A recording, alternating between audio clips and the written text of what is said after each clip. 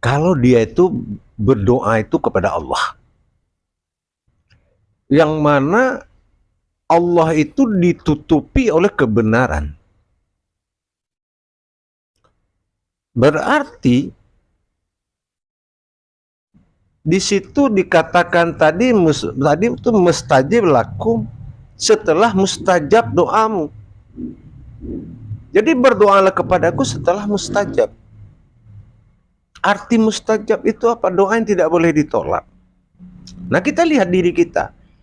Ini diri kita ini sudah memenuhi syarat-syarat dikabulkan doa atau belum? Karena doa ini sangat luas, lebih luas daripada ibadah lainnya. Sholat juga doa. Sholat itu fil doa. Tapi di sholat tidak tahu cara berdoa. Zikir, munajat itu juga doa.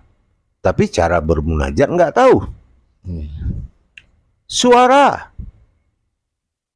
itu juga doa. Namanya hajat. Cuma caranya nggak tahu. Nah, banyak pertimbangannya. Jalur-jalur dan adab-adab yang harus dilalui seseorang terhadap Tuhan Allah. Kadang-kadang dia minta atau memohon atau meminta kepada sesama teman, orang tua, disamakan kayak bicara dengan Allah. Ini sudah tidak makomnya. Kita harus tahu dulu makom ini makom Tuhan, makom Allah. Bicara kita dengan apa, dan dasar kita apa, dan adab-adab berdoa itu apa. Bukan mengutamakan doanya. Begitu ya. Tapi kan bagi seseorang yang tidak memahami ini, dia kan taunya Allah ini punya janji di dalam surat Al-Ghafir itu ya. Dan sudah pasti dia akan selalu mengumandangkan doanya gitu ya. Terutama ketika kaitannya kita nih, terutama saya contohnya, dalam keadaan kesulitan apa ya. Akhirnya saking nggak pernah terjawab. Nah, ini akhirnya timbul semacam keputusasaan tuh ya. Jadi kiat-kiatnya bagaimana Bu ya untuk bisa mencapai makom yang seperti Bu ya sampaikan? Ya, sama seperti tadi. Jawab apa yang harus dijawab oleh Allah. Dia menangis-nangis, butuh duit, butuh rezeki, minta sama Allah. Berarti jawaban Allah duit dong. Begitu. Apa mungkin seorang Tuhan meluncurkan uang?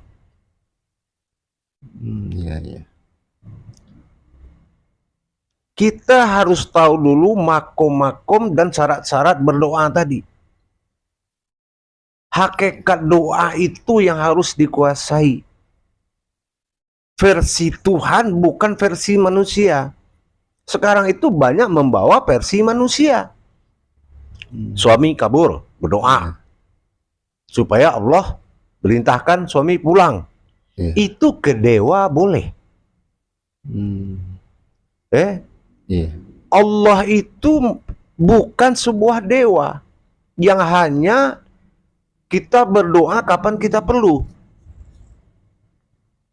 Ingat, Allah paling senang dengan orang yang berdoa kepadanya. Tapi Allah juga tidak suka kalau orang itu hanya bisanya berdoa.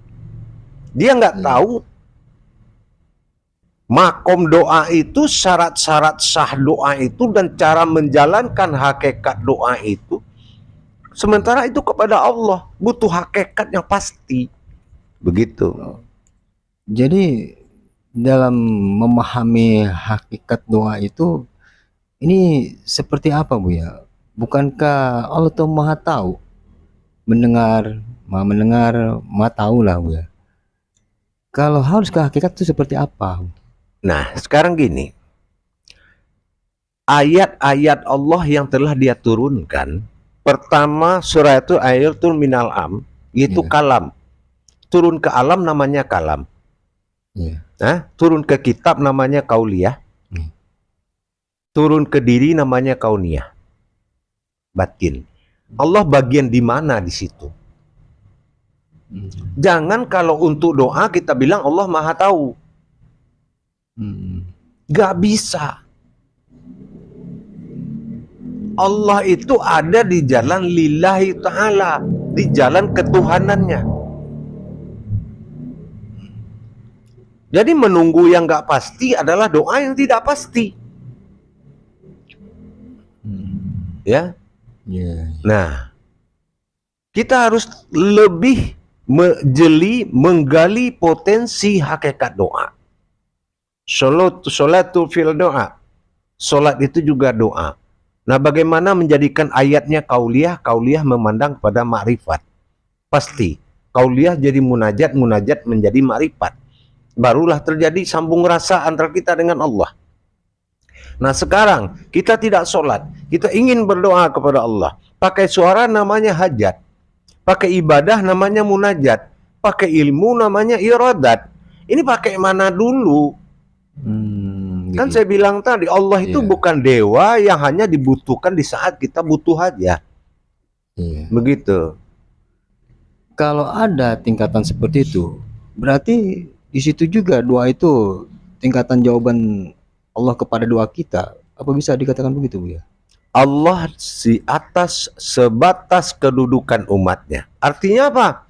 Kalau pengetahuannya kecil, tidak akan sampai ke aras Allah doanya. Oh, begitu. Dia beda menetapkan diri tadi. Kalau sudah Adam jadi mimbar, berkalam Muhammad pada diri, nyata Allah pada batin. Itu doa. Jadi bukan sesosok manusia duduk di sajadah nangis-nangis berdoa. Allah ini bukan Tuhan yang sifatnya seperti dewa. Saya bilang tadi. Sebelum kauniyah dia yang pulang ke dia tidak akan paham. Kauniyah ini adalah Al-Quran yang turun ke batin manusia. Itu kauniyah. Berkauniyah dengan Allah beda dengan berkauliyah. Beda berkalam. Sifat Allah kan sudah saya bilang dari kemarin. Ada di kala kekuatannya, arasnya, ada di kala iradatnya, kekuasaannya, dan ada di kala kemustajabannya, di kemustahilannya, di ilmunya. Jadi doa ini tidak bisa seperti apa yang kita jalankan. Harus tahu kodrat-kodrat doa, hakikat doa itu. Ya, sebelum saya jawab ya, kita harus bawa wawasan dulu. Saya setuju doa Allah tidak kabulkan doa orang banyak. Kenapa? Allah tidak minta doa yang banyak. Begitu ya. Karena Allah itu wallahi bikulli syai'in alim. Allah itu sudah tahu apa yang akan terjadi di diri orang. Tapi kiat bertuhan ini tidak bisa, kiat berdoa ini tidak jelas. Siapa yang duduk, siapa yang berucap, siapa yang berniat, kemana kodrat doa itu dijadikan, bagaimana cara Allah mengabulkan doa, tidak nyata di pandangan seseorang, itu juga batal hakikat. Oh, begitu. Jadi yang perlu dipahami sekarang ini untuk bisa mencapai doa yang mustajab dan makbul itu seperti apa, Bu ya? Yang pertama kali harus dilakukan. Apa kita perlukan keilmuannya, apa adabnya, atau bagaimana, Bu ya? Ya, jelasnya adalah tauhid ilahiyah tadi. Berhubungan dengan Allah lahir dan batin menghasilkan sebuah doa. Itu tauhid kalamiahnya. Dan berdoa kepada Allah yang kita tidak pernah dengar suara Allah, itu namanya kauniyah. Kauniyah itu adalah Al-Quran yang masuk ke dalam batin manusia.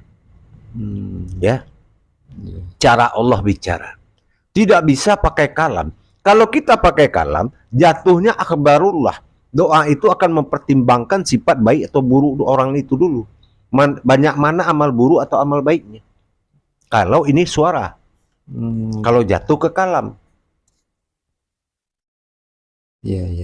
Nah, karena kauliyah kauniyah itu adalah pasangan ayat-ayat Allah pada hati, begitu kita berkauniyah, itu Allah sudah mengatakan itu ayat yang datang.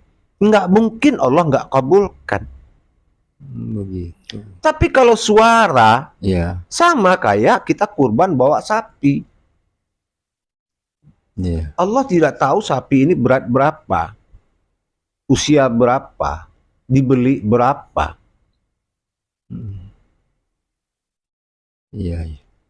Ya, tapi Allah dengar jeritan daripada sapi ini motongnya ke bawah, yang jantan ke bawah ke atas, atau betina ke atas ke bawah, atau bagaimana? Berjalan rukun-rukun kurban. Ya, sama dengan berdoa.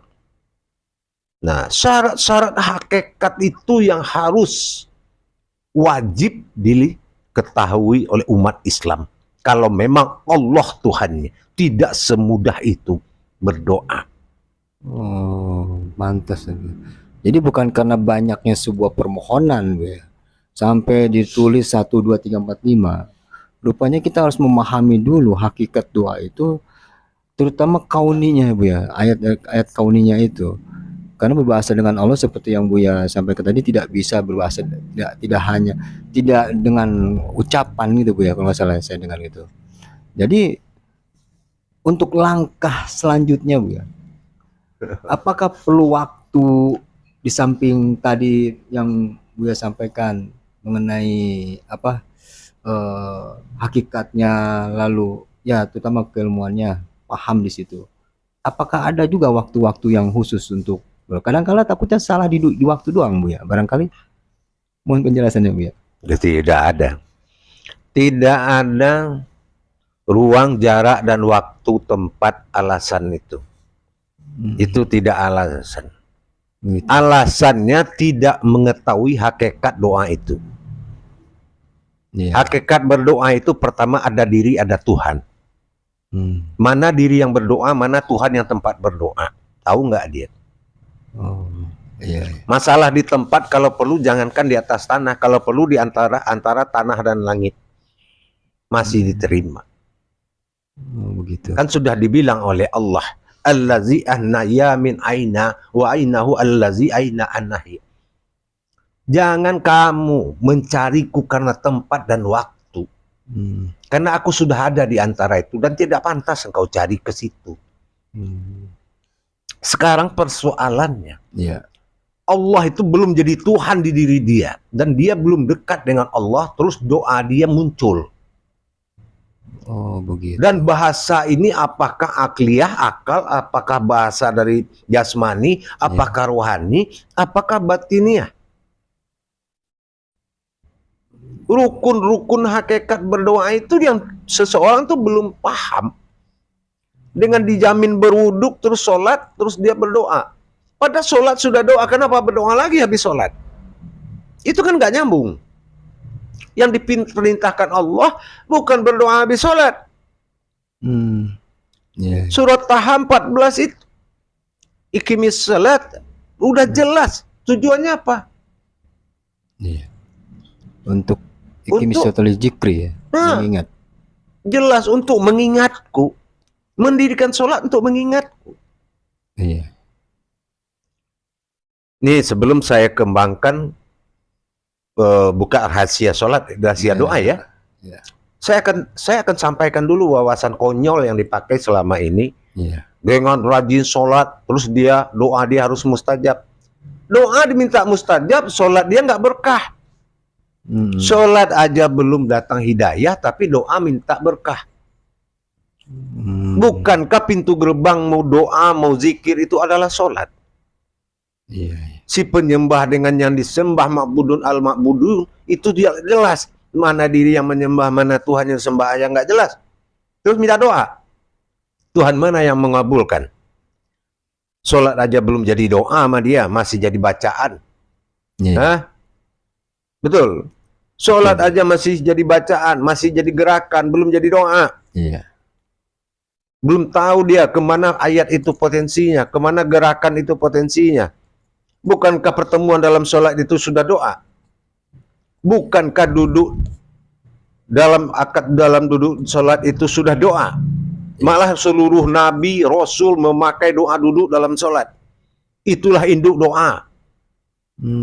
Tapi kalau juga hakikatnya tidak tahu siapa yang meminta, kemana dia meminta, nggak juga bakal bisa. Iya, iya. Jelas, Bu ya. Berarti memang harus memahami siapa yang berdoa, siapa yang meminta, siapa yang berdoa, siapa yang mau memberi ya, Bu ya. Mana Tuhan, mana diri.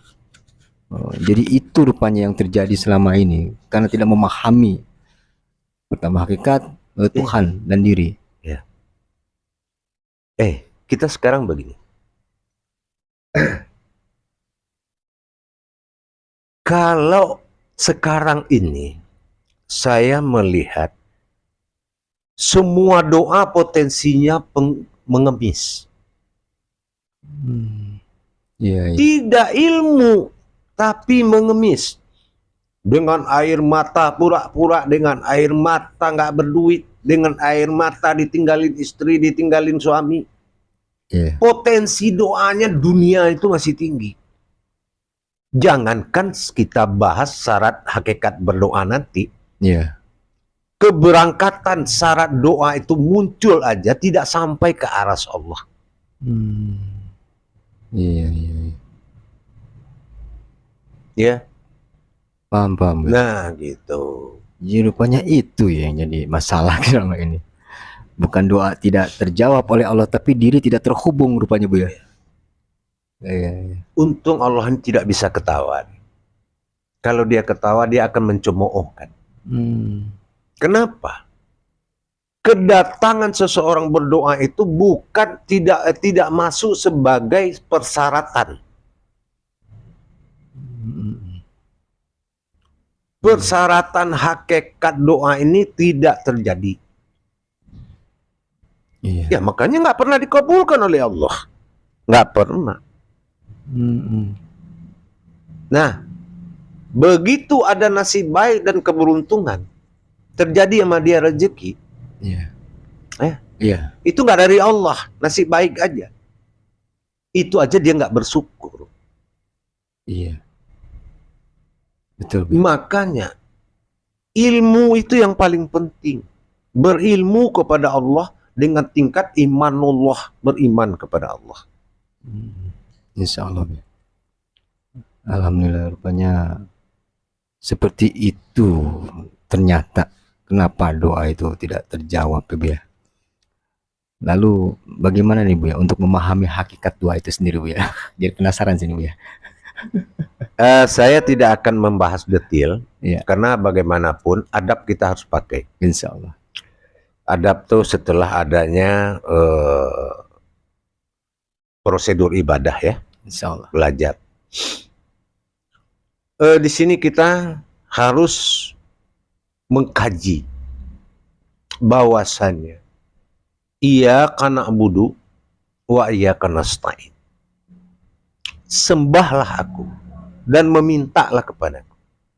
Duluan mana meminta daripada menyembah? Menyembah. Menyembah aja nggak bisa. Meminta dibanyakin. Iya. Allah nggak Tuhannya. Kalau Allah Tuhannya, iyyaka na'budu wa iyyaka nasta'in. Nyembah dulu. Sudah terangkat dia sebagai Tuhan, Allah pada diri. Iya. Rabbin nas, dia memang sudah dikuasai Allah hatinya. Iya. Malikin nas, dan Allah sudah bangkit menyatakan ketuhanan pada dirinya. Ilahin nas, Allah menyatakan Tuhan dirinya. Atau saya larikan kepada kul huwallahu ahad. Sudah bisa nggak dia mengatakan akunya Allah itu ada Allah? Sudah ada nggak? Sudah paham nggak? Kulhu, katakanlah aku Allah. Sudah bisa nggak dia mendapatkan keakuan Allah? Iya, iya. Allahus somad, barulah boleh meminta. Insya Allah. Tuh. Yang kedua itu ya, yang fatal di umat Islam. Solu ala min doa. Ini ketiga. Sholat itu adalah doa. Sudah jadi doa belum? Belum. Sudah 3 gagal.